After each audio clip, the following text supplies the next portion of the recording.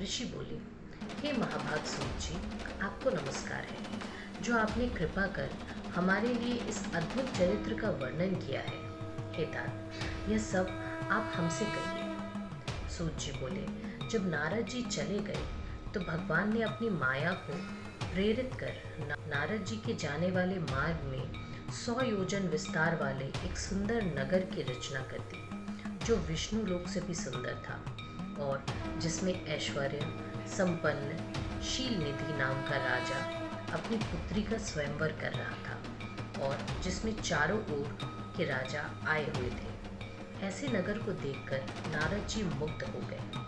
कौतुकी नारद राजा के द्वार पर जा पहुंचे और राजा शील निधि ने उन्हें श्रेष्ठ रत्नों के सिंहासन पर बैठाकर उनकी पूजा की और श्रीमती नामक अपनी कन्या को बुलाकर नारद जी के चरणों में प्रणाम कराया।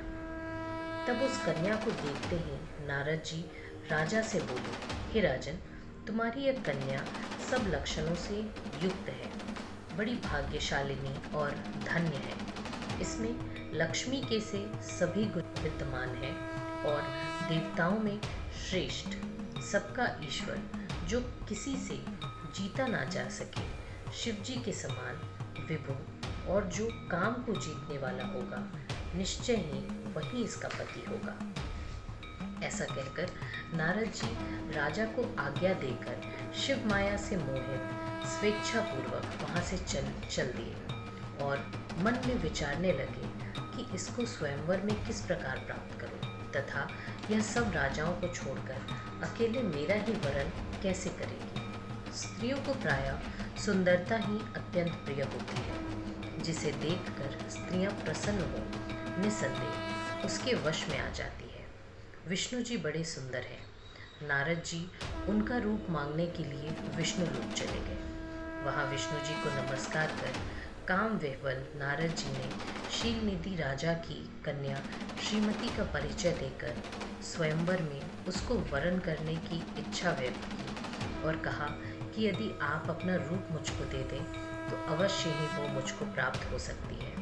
हे नाथ, आप मुझे अपना रूप दीजिए, क्योंकि मैं आपका प्रिय सेवक हूँ।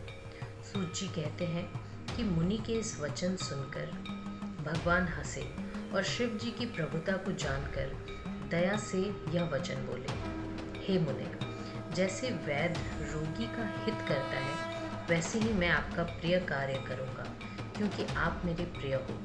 ऐसा कहकर भगवान विष्णु ने मुनि को बंदर का मुख दे दिया और इस पर कृपा करने के लिए अंतर ध्यान हो गए। मुनि ने समझा कि हरि ने मुझ पर कृपा कर दी।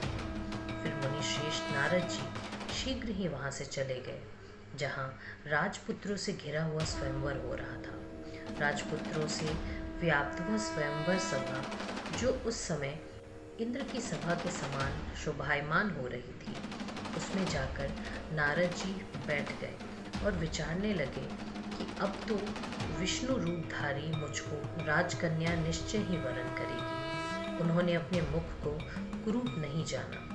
अन्य सभी मनुष्यों ने भी मुनि के पूर्व रूप को ही देखा और अन्य सभी राजपुत्रों ने भी उस भेद को न जाना, परंतु वहाँ 2 रुद्रगण जो ब्राह्मण के वेश में थे, वे उस भेद को जानते थे।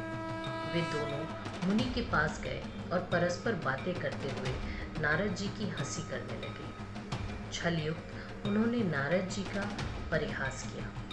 काम विह्वल मुनि ने उनके वाक्य को यथार्थ रूप में नहीं सुना और राजकन्या को प्राप्त करने की इच्छा से उसी को देखते हुए मोहित हो गए। इसी बीच वह राजकन्या बहुत सी स्त्रियों सहित अंतःपुर में पति वरण करने की इच्छा से चली। उसके हाथ में स्वर्ण की माला थी और वह सुंदर व्रत वाली साक्षात लक्ष्मी के समान सभा में आ पहुंची तथा अपने समान वर को ढूंढती हुई घूमने लगी। मुनि का और सब रूप तो विष्णु का सा था, किंतु मुख बंदर का सा था। यह देखकर वह मुनि पर अत्यंत कुपित हुई और वहां से दृष्टि हटाकर प्रसन्न मन से आगे चली। उसने सारी सभा को देखा, पर किसी को अपने अनुरूप ना पाकर माला नहीं पहनाया। इसी समय राजा जैसा स्वरूप धारण किए हुए श्री विष्णु जी वहां आए,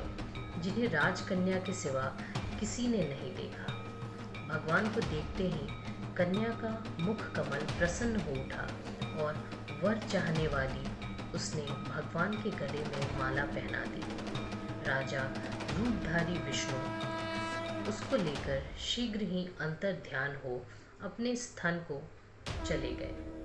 अन्य राजकुमार राजकन्या के न पाने से निराश हो गए। नारद जी काम से और भी विह्वल हो गए। तब उन दोनों रुद्र गणों ने काम विह्वल नारद से कहा कि आप तो व्यर्थ ही काम मोहित हो उस कन्या की चाह करते हैं। पहले अपना मुख तो देखिए जो कि बंदर के समान बना है।